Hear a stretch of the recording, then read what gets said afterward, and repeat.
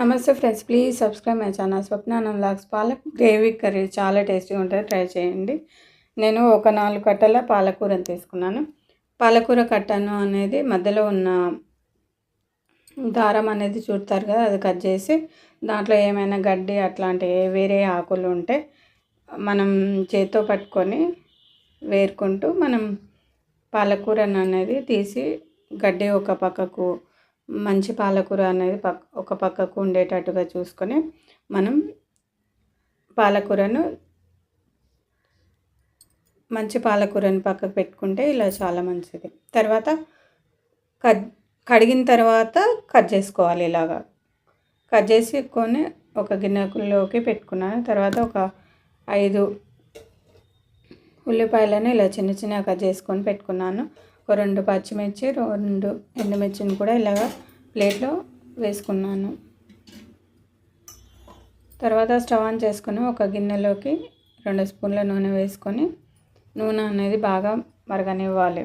తర్వాత జీలకర్ర కొద్దిగా, ఆవాలు కొద్దిగా వేసుకొని మనం ప్లేట్లో పెట్టుకున్న ఉల్లిపాయలు కట్ చేసుకుని వేసుకొని తర్వాత పచ్చిమిర్చి, ఎండుమిర్చి కూడా వేసుకొని ఫ్రై చేసుకొని కొంచెం కలర్ మారే వరకు ఫ్రై చేసుకోవాలి. మూత పెట్టి ఫ్రై చేసుకోవాలి. తర్వాత మూత తీసి దాంట్లో కచ్చాపచ్చగా ఒక 10 వెల్లుల్లిపాయలను కచ్చాపచ్చగా దంచి వేసుకోవాలి.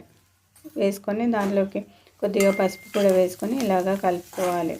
కలిపి మూత పెట్టుకొని ఉల్లిపాయలు అనేది ఇంకొంచెం ఫ్రై వరకు మూత పెట్టి ఫ్రై చేసుకోవాలి. తర్వాత మూత తీసి మనం పక్కన పెట్టుకున్న పాలకూరను కూడా గిన్నెలోకి వేసుకోవాలి. ఇలాగా వేసుకొని కలిపేసి మూత పెట్టి పాలకూర అనేది మగ్గించాలి. తర్వాత పక్కన స్టవ్ ఆన్ చేసుకొని ఒక బాండి పెట్టుకొని ఒక 2 స్పూన్ల పల్లీలు, 1 స్పూన్ నువ్వులు వేసి ఫ్రై చేసుకొని నూనె లేకుండా ఫ్రై చేసుకొని మిక్సీ జార్లో వేసుకొని మిక్సీ పెట్టుకోవాలి.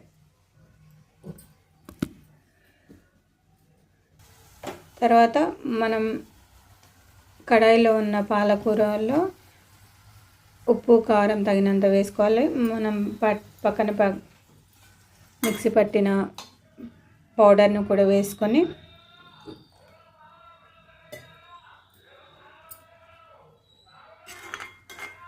కొద్దిగా ధనియాల పొడి కూడా వేసుకొని కలుపుకొని కొద్దిగా నీళ్ళను కూడా వేసుకొని కలుపుకొని మూత పెట్టి పాలకూరను అనేది ఉడికించాలి.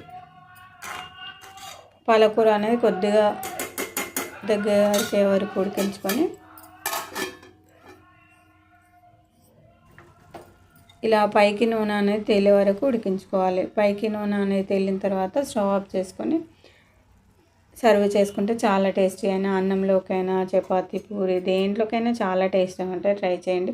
నా స్టైల్లో ట్రై చేసి ఇది పాలకూర సబ్జీ అని కూడా